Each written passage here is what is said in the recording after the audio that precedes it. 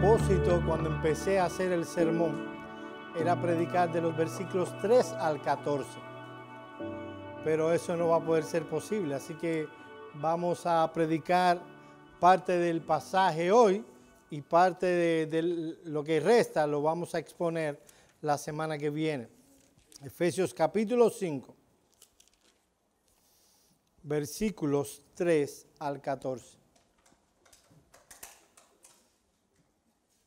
Pero fornicación, ni toda inmundicia o avaricia, ni aun se nombre entre vosotros, como conviene a santos, ni palabras deshonestas, ni necedades, ni truhanerías, que no convienen, sino antes bien acciones de gracias. Porque sabéis esto, que ningún fornicario, o inmundo, o avaro, que es idólatra, tiene herencia en el reino de Cristo y de Dios. Nadie os engañe con palabras vanas, porque por estas cosas viene la ira de Dios sobre los hijos de desobediencia. No seáis pues partícipa con ellos, porque en otro tiempo erais tinieblas, mas ahora sois luz en el Señor. Andad como hijos de luz, porque el fruto del Espíritu es toda bondad, justicia y verdad, comprobando lo que es agradable al Señor. Y no participéis en las obras infructuosas de las tinieblas, sino más bien reprendedlas. Porque vergonzoso es aún hablar de lo que ellos hacen en secreto. Mas todas las cosas, cuando son puestas en evidencia por la luz, son hechas manifiestas. Porque la luz es lo que lo manifiesta todo. Por lo cual dice, despiértate tú que duermes y levántate de los muertos, y te alumbrará Cristo. Vamos a orar. Oh, Padre, como cantábamos hace un momento, tuya es la lucha, tuya es la victoria y debe ser dado a ti también el honor. Nosotros venimos, oh Señor, con corazones fervientes a adorarte, pero también, oh Señor, te rogamos que nos des corazones mansos para estar sujetos y sumisos a lo que enseña tu palabra. Oh Señor, tú nos has llamado a ser imitadores tuyos. Concédenos que estos pasajes que estaremos considerando puedan ser una espada de dos filos que penetre en nuestros corazones y nos inste a vivir para tu gloria, tal como tú lo has diseñado en tu palabra. Oh Señor, danos mansedumbre.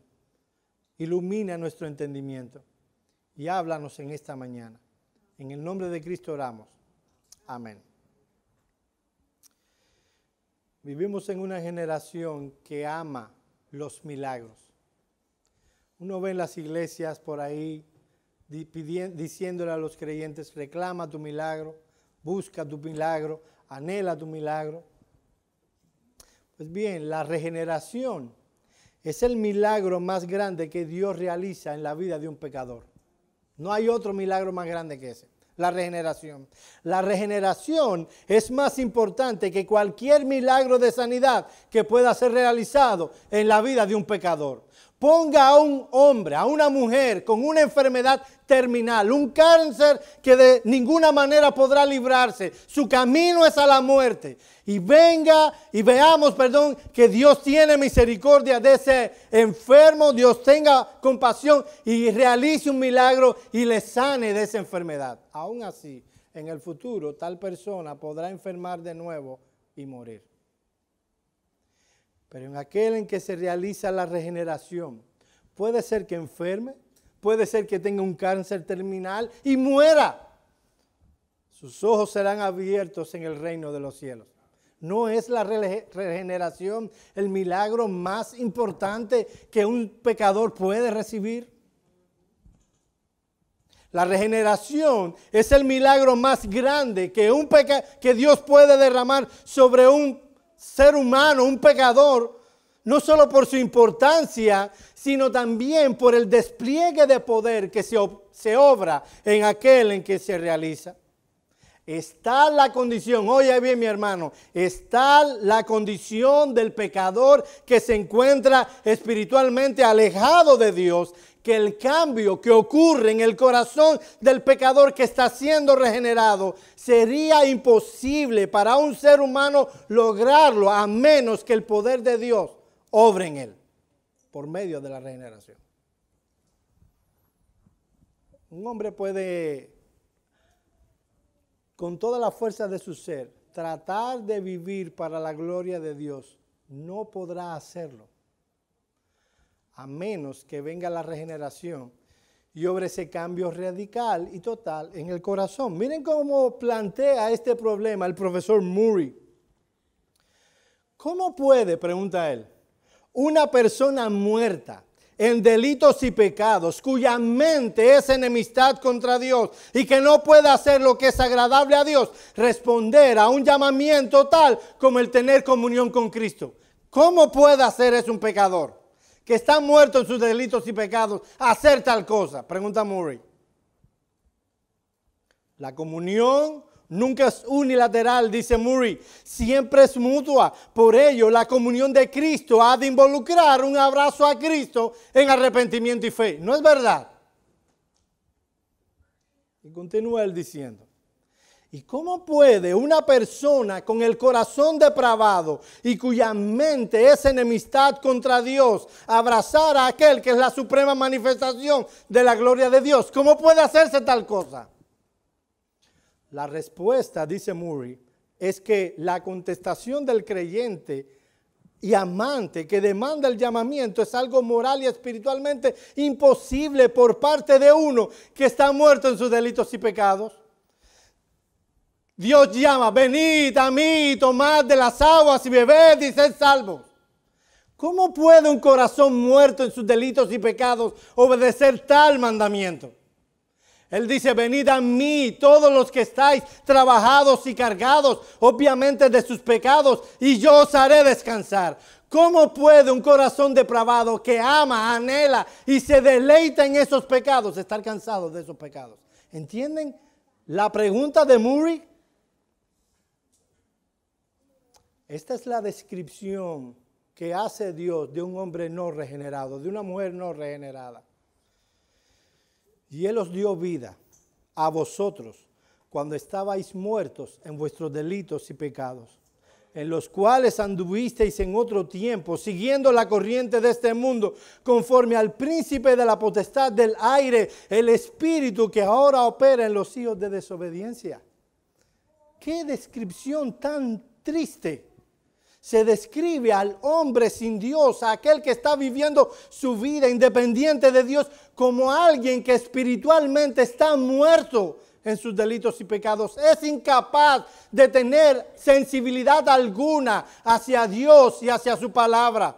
Lo que sigue, las directrices que sigue, dice el apóstol Pablo inspirado, es la corriente de este mundo. Él sigue las opiniones de los expertos, de aquello de lo que el mundo dice que es bueno. Él sigue esa corriente y esa corriente tiene sus directrices trazadas por alguien. A saber, dice Pablo, el príncipe de la potestad del aire. Para referirse con esas palabras a Satanás mismo. Qué triste. De ahí que para que una persona pueda ser salvada, necesita primero que se obre en su corazón la regeneración, un nuevo nacimiento. La pregunta que debe estar saltando en tu mente en este momento es, ven acá, Joel, si eso es así, entonces, ¿qué es la regeneración? Y ustedes se deben estar preguntando de dónde vengo y a dónde voy. Paciencia. Oye esto, mi hermano. A veces nosotros oímos a los creyentes de hoy. Yo soy un creyente ya nacido de nuevo y ni siquiera sabe qué significa eso.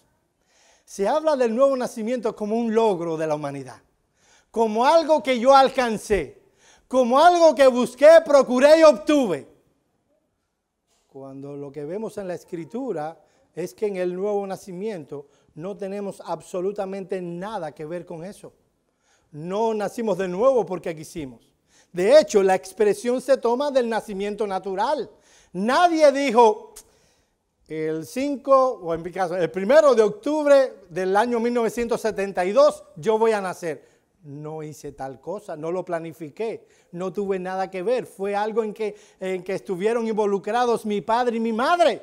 Y obviamente Dios detrás de todo eso. Fui tan pasivo como lo es una persona en la regeneración. Es solo Dios el que la obra. ¿Qué es la regeneración? La regeneración es la obra de Dios soberana que realiza por medio de su Espíritu Santo en la vida, en el centro esencial, en el alma, en el corazón, en la mente de un pecador perdido. Esa obra implica un cambio de corazón, que la Escritura describe el corazón del ser humano sin Cristo como que tiene un corazón de piedra. Un cambio del entendimiento. Por cuanto el hombre sin Dios, dice la Escritura, que tiene un entendimiento entenebrecido. Y se le da en esa obra que se llama en la Escritura regeneración, fe y arrepentimiento. Es eso. Es un cambio total del alma del pecador, donde ese corazón de piedra que era contrario a la palabra de Dios, insensible a lo que Dios decía, si Dios decía algo en su palabra, a esta persona le tenía sin cuidado. Él tenía una opinión personal del asunto, su opinión tenía que ver con la corriente de este mundo y obviamente no estaba muy interesado en lo que Dios dijera en su palabra. Tenía un corazón de piedra. Tenía un entendimiento entenebrecido. Él no veía cuál era el problema y la agitación de estos evangélicos. Mi problema lo tengo ahora. Quiero dinero y lo quiero ahora. Quiero una vida y vivir ciertas cosas y lo quiero ahora. ¿Qué importancia tiene lo porvenir? ¿Qué importancia tiene el infierno? No importa en realidad si hay vida después de la muerte. Tengo un problema ahora. Y lo quiero solucionar. Evidencia de un entendimiento entenebrecido. Ahora bien, el resultado de la regeneración en la vida de aquel que es salvado es un cambio radical y total. La regeneración afecta la vida total del creyente, afecta su estado volutivo, afecta no su estado evolutivo, sino volutivo, de evolución, de voluntad. Afecta su estado cognoscitivo, lo que sabe, y afecta sus afectos. En otras palabras, la regeneración transformará la manera en que esa persona va a empezar a tomar las decisiones que toma. Va a trastornar su entendimiento de lo que es la vida y para qué la vivimos. Y va a trastornar lo que ama y sus prioridades. ¿Entendiste? Es un cambio total. Fruto de la regeneración. Esa persona ya no podrá tomar las decisiones tomando como base los principios que antes él tomaba. Su estado, su voluntad ha sido completamente cambiada. Su entendimiento ya no está entenebrecido. Ahora entiende diferente acerca de la vida y para qué la vivo. Y sus afectos, empieza a amar, a valorar diferentes cosas y por eso sus prioridades también cambian. De ahí que se le mande al creyente que ande de una manera consistente a la obra que ha sido hecha en el corazón. Déjame decirlo en palabras bien breves y directas. Es lo que el apóstol Pablo está diciendo cuando dice que no debemos andar como los otros gentiles que no aman a Dios. Lo que estoy diciendo aquí es que si en tu alma, en tu corazón, en tu vida se ha obrado la regeneración, mi hermano, debe haber un cambio. Si tú sigues viviendo, moviéndote, hablando, pensando, conduciéndote en tu trabajo, en tu casa, con tu esposa, con tus hijos, en tu vida íntima, delante del Señor, cuando te ven y cuando no te ven, de acuerdo a las Escrituras, tenemos todo el derecho para pensar de que la regeneración no ha sido obrada en ti. Porque el cambio es total y radical. El texto que estaremos considerando en esta mañana se nos muestra que como consecuencia a la salvación que hemos recibido de Dios en Cristo, no solo somos hijos amados y por eso tenemos que andar en amor, lo vimos el domingo pasado, sino que somos hijos de luz y por tanto se espera que tú y yo seamos luz. Somos hijos amados, ¿no dijo Pablo? Por tanto debemos andar en amor. Si queremos imitar a Dios y como imitadores de Dios, entendemos que ahora somos hijos de luz y por tanto tenemos la obligación, no porque algo que es una victoria nuestra, es una victoria de Cristo implantada en por el Espíritu Santo en el corazón. Debemos ser luz. ¿Qué cosa es andar en luz? ¿Qué significa que como hijos de luz debemos representar la luz, manifestar la luz? En primer lugar, andar como hijos de luz significa que debemos andar como conviene a santos. Mira lo que dicen los versículos 3 y 4. Pero fornicación y toda inmundicia o avaricia, ni aun se nombre entre vosotros como conviene a santos, ni palabras deshonestas, ni necedades, ni truanerías que no convienen, antes bien acciones de gracia. Y Pablo está diciendo, bien, tú has sido salvado, amén, gloria a Dios, eres un hijo de luz. Y un hijo de luz anda como un santo. Definamos santo primero, porque somos latinos. Y para los latinos, los santos, la palabra santo tiene una connotación X. Vamos a una iglesia católica romana y vemos a una estatua allí puesta en la pared que parece que tiene dolor de barriga. Lo vemos con esa cara inclinada y le preguntamos a alguien, ¿y qué es eso? Eso es un santo. Bueno, será un santo para ti, pero de acuerdo a la Escritura, tal cosa no es más que una estatua. En el mejor de los casos, una estatua bien hecha, pero estatua al fin. En la Escritura, santo no hablaba de personas muertas. Primariamente hablaba de personas en las cuales se había obrado la regeneración. Ellos habían nacido de nuevo. Mostraban, evidenciaban ese cambio que había sido obrado en el corazón. Habían sido apartados por la obra sacrificial de Cristo en la cruz del Calvario y habían sido apartados para la gloria de Dios y el servicio de Dios. Eran diferentes en esencia porque había sido obrado un cambio en el corazón. Por eso Pablo a esas personas les llamaba, y las Escrituras les llamaba santos. Hermanos, si tú has sido salvado, si se ha obrado el nuevo nacimiento en tu corazón, tú eres un santo. Y no tenemos que pedirle permiso a la Iglesia Católica de Roma, ni tienes que pasar por un proceso de beatificación para que puedan ponerte San Perico. Eso es una obra que hizo Cristo en la cruz del Calvario, aplicada por el Espíritu Santo. Pablo inicia esta sección con la palabra pero. Y obviamente quiere presentar un contraste entre esa creyente que anda en amor con esta nueva opinión de lo que es el amor. Una opinión que es adversa a lo que Dios ha revelado. Una opinión que se opone a lo que Dios ha revelado. Hay varias cosas que este pasaje nos presenta. En primer lugar, los santos deben mortificar sus deseos pecaminosos. ¿Cuáles son los deseos pecaminosos que presenta Pablo aquí? En primer lugar, Pablo menciona la fornicación o inmoralidad.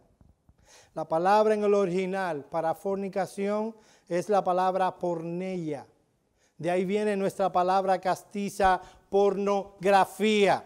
Y señala todo tipo de pecado sexual que no está encerrado en el matrimonio. Toda actividad sexual llevada a cabo fuera del marco sagrado del matrimonio es un pecado contra la santidad de Dios y un atentado contra el amor genuino. Aunque el mundo no lo crea.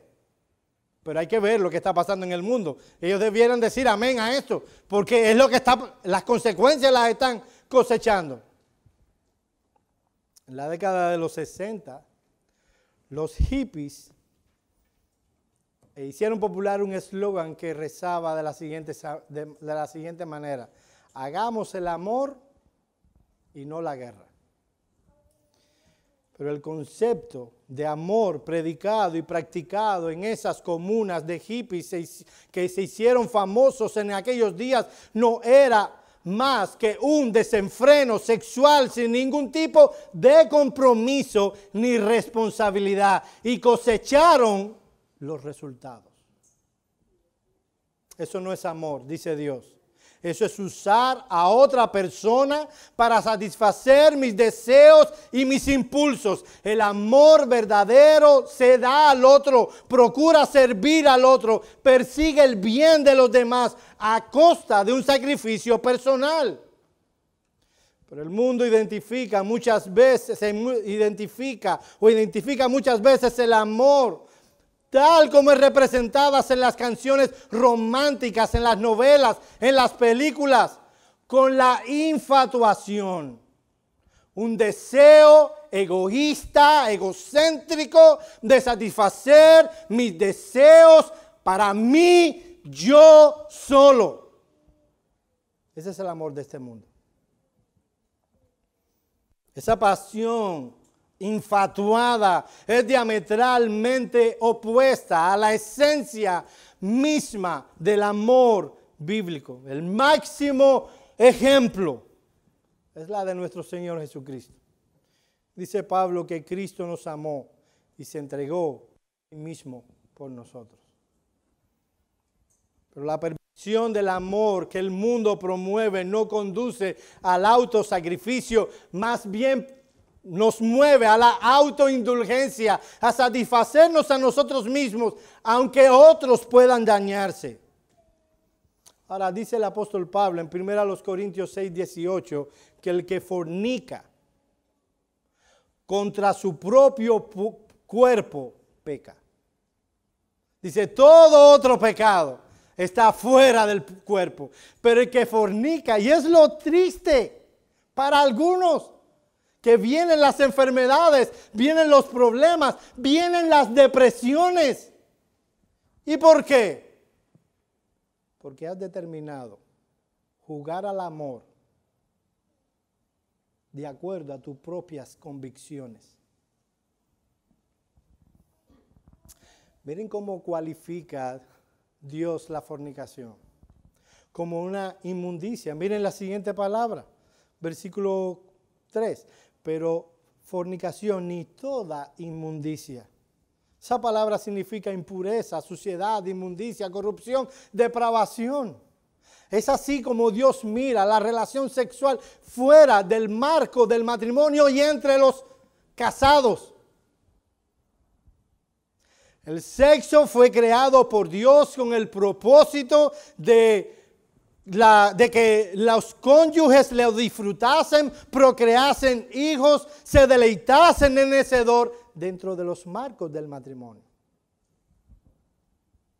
Cuando lo sacamos de ahí, entonces viene lo que está pasando en una sociedad vacía, que está vacía porque está lejos de Dios y hace las cosas que a Dios le desagradan.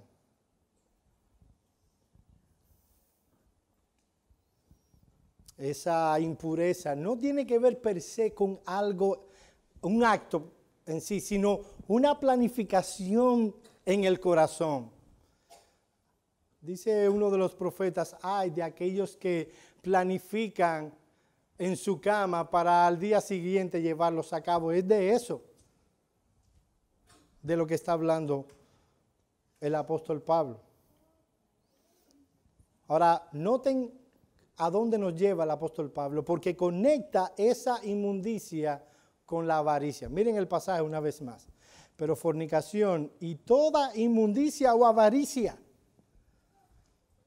La palabra avaricia literalmente significa excederse, desear más de lo que se tiene. Usualmente es asociada en la Escritura con el amor al dinero, ¿no es verdad? Pero aquí tiene una connotación completamente diferente. En nuestro texto parece más una connotación acerca de la vida sexual. No es alguien que solamente no es alguien que solo está satisfecho, que se deleita en el amor de su esposa, en la relación con su esposa. Es alguien insatisfecho porque no puede satisfacerse con lo que Dios le ha dado. Y es avaricioso. Y quiere lo que es de él y lo que no es de él. Miren cómo comenta MacArthur este pasaje. Por cuanto estos pecados parecen tan atractivos y prometedores, mira las consecuencias. Esposas son olvidadas, hijos son descuidados, hogares son destruidos, amigos son puestos a un lado, porque no se estima esfuerzo con tal de cumplir el deseo de tener aquella persona codiciada, y todo eso en nombre, y lo pone entre comillas, del amor. Y sigue diciendo MacArthur. Debido a la fuerte naturaleza sexual de los seres humanos, los pecados sexuales son poderosos y pueden pervertir en maneras inimaginables. Si se les da riendas sueltas a esos pecados, guían a una completa insensibilidad en cuanto a los sentimientos y el bienestar de otros, a una horrible brutalidad y frecuentemente al homicidio, como testifican diariamente las historias que aparecen en los diarios. Miren la vida del rey David. De él se dijo algo que nunca se dirá de ti y de mí, que él era conforme al corazón de Dios. Y míralo a él, enredado en las faldas de una mujer que no era la suya, y cometió pecados que llegó hasta el homicidio. Y yo te pregunto, ¿y tú y yo somos mejores? ¿Tú y yo somos mejores? Mira lo que dice Dios en Proverbios 6, 27 y 28. Oigan esto, mis jóvenes amados. Dice Dios, tomará el hombre fuego en su seno sin que sus vestidos ardan. ¿Andará el hombre sobre brasas sin que sus pies se quemen? Obviamente son dos preguntas retóricas. La respuesta es no, no se puede. Nadie puede tomar fuego en su seno y no quemarse. Nadie puede caminar encima de brasas y no quemarse. ¿Cuál es el antídoto ante ese pecado sexual? Te voy a decir cuál es. Mantente alejado. Punto. Mantente alejado. Aquí no valen años en la fe. Aquí no valen conocimiento bíblico. Aquí solo vale la técnica de José. Sal corriendo. No te acerques. No te expongas. Dice el apóstol Pablo que estas cosas ni aun se nombre entre vosotros como conviene a santos. Salomón en Proverbios 5:8 dice, aleja de ella tu camino y no te acerques a su puerta. Mi hermano, le estoy hablando a los casados. Nosotros tenemos que salir cada día al trabajo y pasaremos más tiempo, tristemente, con mujeres que no son nuestras esposas. Y yo te estoy hablando a ti y a tu corazón. Y tal vez tú dirás, no, oye, mira, yo tengo mucha experiencia en la vida cristiana. ¿Qué tú me vas a contar a mí? he visto a otros diciendo eso y ahora andan en otros brazos. O he tenido la tristeza de verles venir llorando porque pecaron contra el Dios de los cielos.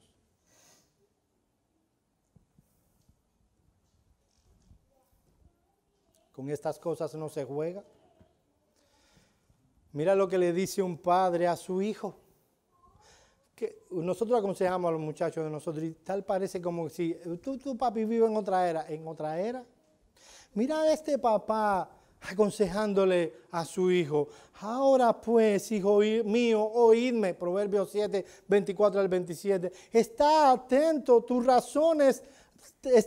a las razones de mi boca. No se aparte tu corazón a sus caminos. No hierres a sus veredas. Está hablando de la mujer extraña. Porque a muchos ha hecho caer heridos y aún los más fuertes han sido muertos por ella. Está hablando en sentido metafórico. Camino al Seol es su casa que conduce a las cámaras de la muerte. No pudo haber sido más dramático.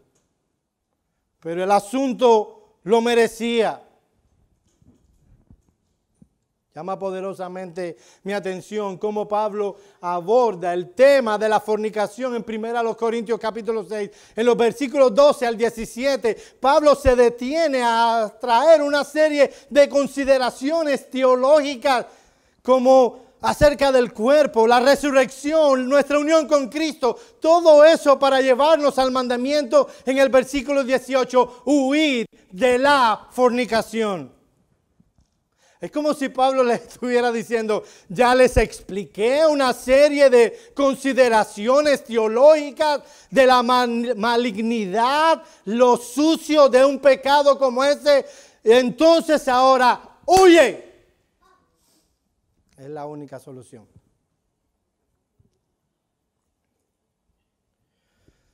¿Sabes dónde empieza la batalla, mi hermano?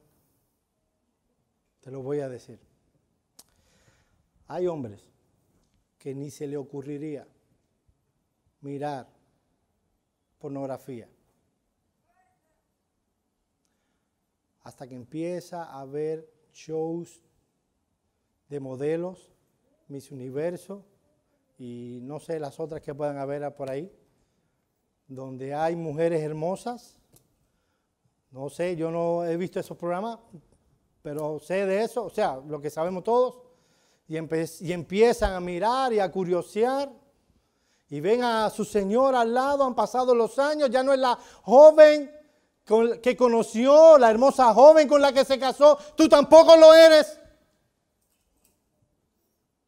Y empiezas a permitir que en tu mente entren imágenes que van a dañar tu corazón.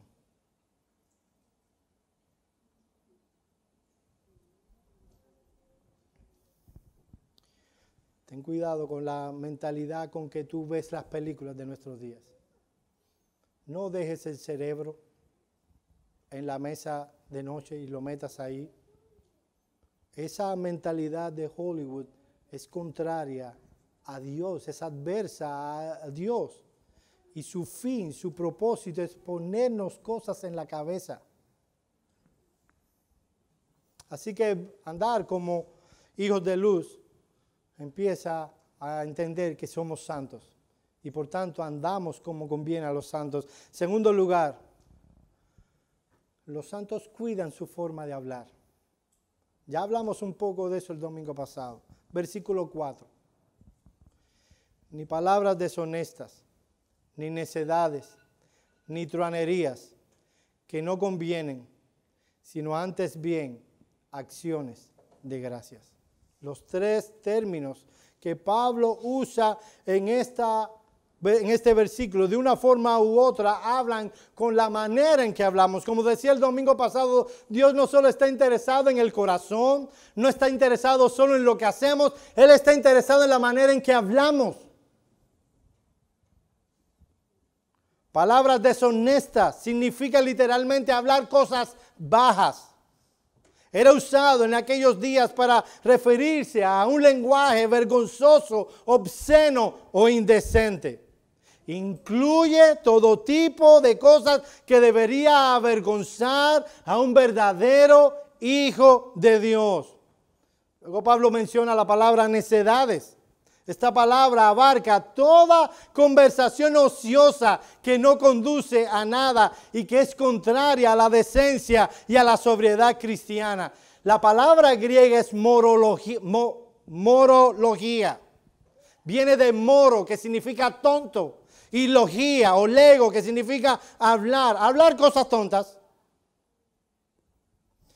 Y mi hermano amado, déjeme ser lo más aplicativo que puedo.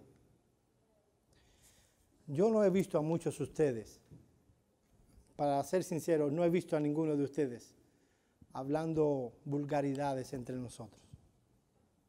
Y glorifico a Dios por eso. Pero mis hermanos, he encontrado a algunos hablando tonterías. Y no es que hay que hacer un intelectualoide en esta iglesia. No es que siempre hay que traer una idea brillante. No siempre hay que tener una idea brillante. Pero ¿saben cómo traduce esta palabra algunas versiones? Hablar sandeces. A veces nos metemos en juegos entre nosotros, hablando de cosas el uno al otro, bromeando, usando de sarcasmo. ¿Qué cosa es eso? Hablar sandeces, necedades. MacArthur la define como el tipo de conversación que solo satisface a una persona intelectualmente deficiente. Es hablar por hablar. Muchas veces conduce a tópicos indecentes y yo sé que aquí no va a pasar. Pero ¿saben lo que dice Proverbios? Que en las muchas palabras no falta pecado. En las muchas palabras no falta pecado. Que aún el necio, cuando calla, pasa por sabio. Es mejor a veces no decir nada. Y mis hermanos, obviamente, ustedes nos conocen. Ustedes saben que que a mí me gustan las bromas, tengo cierto sentido del humor. Cuando hago un chiste, la mayoría de las personas no se ríen, solo yo entiendo el chiste. Pero mis hermanos amados, debemos ser cuidadosos con la manera en que hablamos. Finalmente, Pablo utiliza una palabra que no usamos habitualmente, truanerías. Esta palabra solo aparece aquí en griego en todo el Nuevo Testamento. La Biblia de las Américas lo traduce como groserías. La Nueva Versión Internacional lo traduce como chistes groseros. El término en sí mismo no tiene una connotación negativa, a menos que el contexto lo indique lo contrario. Literalmente significa algo que cambia fácilmente. Se usaba en aquellos días para cualificar a una persona que tenía un amplio lenguaje, era versátil cuando hablaba, tenía agudeza y rapidez para responder. Pero cuando se usaba en tono negativo, como en este caso, entonces se refiere a esa clase de individuo que fácilmente puede traer en medio de cualquier conversación, por más seria que sea, un chiste vulgar o subido de color. Y mis hermanos, probablemente el sentido no era que los creyentes de Éfeso tenían este tipo de conversación. Lo que estaba tratando de evitar Pablo era qué lo que estaban oyendo. Probablemente todos tenemos, aunque mira que se hacen leyes y demás, y en el trabajo te dicen que el sexual harassment, ¿cómo me salió en inglés? Y todas esas cosas, pero no importa cuánto nuestros empleadores se esfuercen, siempre hay alguien que cuando hace un chiste o hace una broma tiene una connotación sexual detrás. Y allí está la gente riéndose y cuando viene y vuelve y dice otra cosa indebida. Y lo que está diciendo Pablo es: ten cuidado lo que oyes. Empezamos oyendo algo y terminamos pensando tal cosa no es tan seria. Como bien dice un comentarista, Él no nos llama a tener caras largas, a ser personas lúgubres que no se atreven a decir nada que evoque risa inocente. Pero hay ciertas cosas con las cuales los cristianos no deben nunca bromear. Algunas que son muy sagradas, pero otras son muy indecentes. Tomando estos términos juntos, vemos que lo que Pablo está diciendo aquí es que nuestro hablar y aún aquellas cosas que nos mueven a la risa deben ser gobernadas por la santidad y la pureza de Dios. Mis hermanos amados, un chiste indecente y uno riéndose. ¿Qué decimos? ¿Qué estamos diciendo con eso? Este tipo de hablar es pecaminoso y no es consecuente con nuestra profesión de fe. Por eso Pablo dice que tal cosa no conviene. Esas no son meras palabras, sino cosas que contaminan el corazón, corrompen el alma y endurecen la conciencia. Empezamos a oír los chistecitos, nos reímos y terminamos complicados. Cuando nos acostumbramos a tomar esos chistes, esas cosas indecentes y groseras como un chiste más, llegaremos a pensar que tal cosa no está tan mal y perderemos de vista la perspectiva que Dios tiene sobre estas cosas. Las personas que me conocen saben que yo no tengo ningún problema con la risa, que aprecio enormemente el sentido del humor. Es más, dice el Proverbios 15:13, el corazón alegra, hermosea el rostro. La alegría nos provee un buen semblante, pero la Biblia también dice en 1 Corintios 13:6 que el amor no se goza en la injusticia, mas se goza de la verdad. En vez de estar envueltos en conversaciones inadecuadas, obscenas, necias, vulgares, nosotros debemos procurar aquello que es agradable al Señor. Hermano, yo no te estoy diciendo ahora que llegas a tu trabajo y alguien diga un chiste de ese tipo, diga, te reprendo en el nombre del Señor. No haga tal cosa. No haga eso. Hay gente que hacen eso y lo que están haciendo es lo contrario, lo que están procurando. Pero procure en lo más mínimo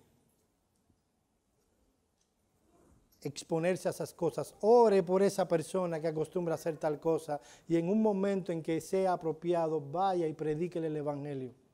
Porque esa boca lo que evidencia es lo que hay en el corazón. Porque de la abundancia del corazón habla la boca. En vez de usar ese tipo de conversaciones, ¿qué dice Pablo en versículo 4 que debemos hacer? Acciones de gracias. Hablar lo que es bueno, alabar al Señor. Y obviamente, mis hermanos, no estamos diciendo que en el medio del trabajo nos pongamos a cantar. Yo hago eso. La manera en que trabajamos y cómo trabajamos me permite hacer a mí muchas cosas. Bajito. Yo oro por ustedes. Y no lo digo para que me aplaudan. Yo canto. A veces algunos de al lado dicen, wow, pero otra gente se burlan de mí porque estoy cantando bajito, he ganado la confianza de mis compañeros, no van a hacer nada. No sé si eso debiéramos quitarlo de la grabación. No voy a decir que quien de trabajo me vea. Y no se burla porque estoy cantando un himno. Yo puedo hacer eso, bajito. Yo no estoy diciendo que te pares en una mesa a cantar. Pero mis hermanos amados, la manera en que hablamos debe evidenciar esas acciones de gracia. Termino este punto con lo que Hendrickson dice: cuando la mente y el corazón se hayan centrados en todas las cosas hermosas y resplandecientes que Dios nos otorga y que aún tiene atesoradas para nosotros, el interés en la despreciable indecencia se desvanece. Así que el apóstol opone la acción de gracias contra la vulgar agudeza. Esta traducción no solamente da el sentido, sino que además conserva el juego de palabras del original. Fuerte y clara alabanza debe sustituir a la aguda y grosera fraseología. Amados hermanos, nosotros somos santos. Si tú has sido redimido por la sangre del Cordero, si esa obra ha sido implantada, aplicada a tu corazón, si tú has tenido la regeneración, si Dios en el Espíritu Santo cambió tu corazón de piedra por un corazón de carne, si tu entendimiento ha sido cambiado, si tú tienes fe y arrepentimiento, si has sido salvado, mi hermano, tú eres un santo. Por ende, lo que la Escritura espera de nosotros en nuestro andar es andar como santos. Yo creo que lo dije en alguna vez en esta serie, pero siempre que hablo de esto, me acuerdo de Locuaz en El progreso del peregrino. Alguien que hablaba y que hablaba tan lindo. Que Cristiano inicialmente se maravilló de la sabiduría y del conocimiento de este hombre. Pero luego notó que este hombre lo único que hacía era hablar. Que él hablaba mucho y vivía poco. Déjame decirte, mi hermano, si tú has sido salvado y tú eres cristiano, tú tienes el nombre de Dios como apellido. Tú eres un hijo de Dios. La vida que tú vives honrará y glorificará en el mundo en que vivimos a Dios o manchará el nombre de Dios. Vivimos en un mundo donde la gente, y con todo derecho, dice que la iglesia está llena de hipócritas, que la iglesia está llena de personas que han defraudado la palabra. Dice Pablo que la conducta de una mujer puede hacer blasfemar la palabra, mancillar la palabra. Dice que un hombre también puede hacer tal cosa. Mi hermano, nuestra conducta, nuestra manera de vivir puede dar honra a Dios o puede manchar el nombre de Dios. ¿No es eso lo que dice Jesús? Que los hombres mirarán nuestras buenas obras y glorificarán a nuestro Padre que está en los cielos. Mi hermano amado, la manera en que tú vives va a repercutir en la manera en que los que no creen a Dios ven a Dios. Sí, se van a ofender también. Cuando tú vives de manera íntegra lo que enseña la palabra, se van a ofender cuando le predicas con fidelidad la palabra, pero que se ofendan por eso y no porque eres un hipócrita. Que se ofendan porque le estás hablando de la palabra. Que se ofendan cuando te inviten a algún lugar de impiedad y tú le digas, yo no voy a esos lugares. Yo soy fiel a mi esposa, mi corazón, mi cuerpo, mi sol, son única y exclusivamente de mi esposa. Se van a ofender y te van a decir, tú eres un payaso o lo que sea. Que se ofendan. Pero no porque tú has sido un hipócrita delante de ellos. Alguien que habla y dice que va a la iglesia y luego vive poco. Mi hermano amado, que nosotros con nuestro estilo de vida seamos sal. ¿No es eso lo que dice Jesús? ¿Recuerdan la ilustración que usé hace un par de domingos? ¿Cómo haces que un caballo vaya a tomar agua? Darle un poco de sal. Hermano, que tu vida sea eso. Que la gente tenga deseo de saber el Dios a quien tú crees por la manera en que tú vives. Jesús dijo, vosotros sois la luz del mundo. Una ciudad asentada no se puede esconder, ni se pone una lámpara debajo de la mesa, sino que se pone en un lugar donde todos le vean, para que vean vuestras buenas obras y glorifiquen a vuestro Padre que está en los cielos. Mi hermano, hemos defraudado al mundo, porque siendo nosotros la luz y la sal de este mundo, no hemos hecho nuestro trabajo bien. Mi reto para ustedes y para mí, así que cuando salgamos de esa puerta, para allá afuera, y vivamos nuestra vida esta semana, que nosotros podamos vivir como conviene a santos. Vamos a orar.